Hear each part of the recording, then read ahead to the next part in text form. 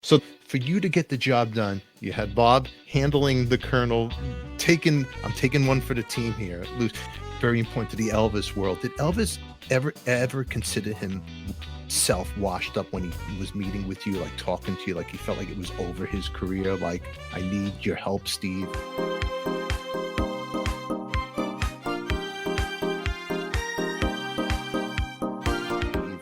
Well, the only way I can answer that is he asked me a question saying, what happens if the special bombs, if it's a failure?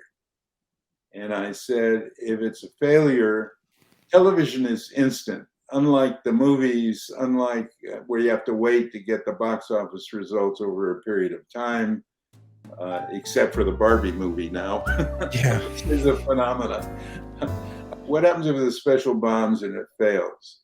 And I said, Elvis, you'll still remember for your early hit records, you know, the Hound Dogs and Blue Suede Shoes and what have you.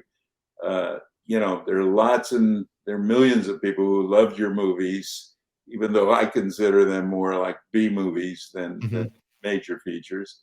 I was trying to get them at the time. Midnight Cowboy had just come out with John Schlesinger directing, and English director. And I said, Elvis, instead of insisting that they pay the Colonel $1 million fee to get you to do a movie, why don't you pay someone like Schlesinger $1 million just to be in one of his movies as the star, you know, and do something of real quality.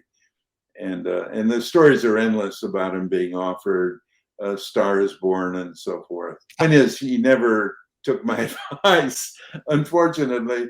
But the point is, I said, Elvis, conversely, if the television special is a hit, every door that is closed to you today, because Elvis by that time thought he'd been overtaken by the Beatles and the Stones and what have you, and he wasn't sure if young audiences would even accept him anymore, because, you know, he was out of sight for a good 10 years making these movies and what have you. And even going into the Army was the Colonel's idea, and he manipulated the whole thing because he wanted him. Elvis was kind of known as, you know, kind of ruining the morals of the younger generation, which every generation kind of goes through between adults and their kids. Yeah. And every generation wants to make their own mark in their art and music and what have you. And I said, but if it's a success, every door that was closed to you will reopen and you can do anything you want to do, which is exactly what happened. And unfortunately, the Colonel, you know, when Elvis had given me a list of things he wanted to do, starting out with going around the world and meeting his fans and so forth. That was a big thing to him that he has always had a desire to do. And he never did anything. He ended up being, you know, I called it years ago that he ended up being a saloon singer in Las Vegas. And Yeah. really tragic. Now, did you take that walk down Sunset Strip with Elvis, talking to him, having a conversation about all this? We never walked down Sunset Boulevard. That's never happened. We did go out of my front door of my building on Sunset Boulevard and the Strip, opened up to the boulevard. So we just stood out there. We just walked out of our front door of the office building and Where was your office at on Sunset Strip? 8833 Sunset Boulevard near the Whiskey A Go Go. Oh, okay. Just you know, maybe 2 blocks away. It was happening on the Strip at the time. There was a strip joint across the street called the Classic Cat. There was an adult nightclub that was down the block.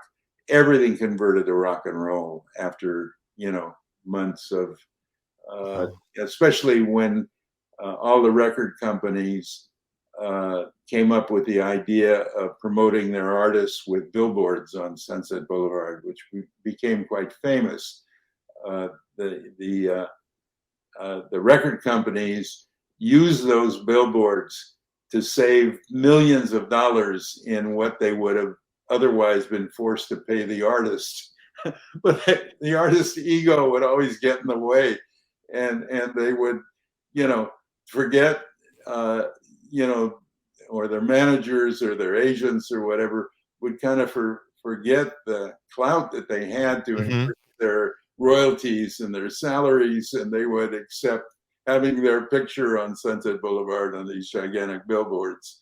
But it was exciting times. I mean, especially when the Vietnam War was really happening, and then Crosby, Stills, Nash and Young, I think, did Something's Happening. They marched down in the middle of the street on Sunset Boulevard, which is a main thoroughfare. And it was every night something was happening on the street. And Elvis, seeing that, meeting you at your office right there, he could see what's going on and what the change right there. Yeah, and the fact that when we walked out on Sunset, because he was as curious as I was of what would happen if he went out there without bodyguards and an entourage and what have you. And when we walked out there, I realized right away, because we had not advertised that Elvis was even in Los Angeles, the real reason that he was totally ignored, which I talk about, and he was totally ignored, is because nobody thought it was the real Elvis. They thought there were so many guys walking around Hollywood at the time with those sunglasses and long sideburns and trying to emulate and look like Elvis, that I think it was amusing that everybody who saw this guy just thought he was another Elvis character. You can catch more of this episode. Click on the links right at the end of this, and make sure you subscribe, hit the bell to be notified, and catch Reinventing Elvis, the 68 comeback on Paramount Plus. Links will be in our description down below. Until then, everybody, we'll catch you all later. Who loves you, baby? We do.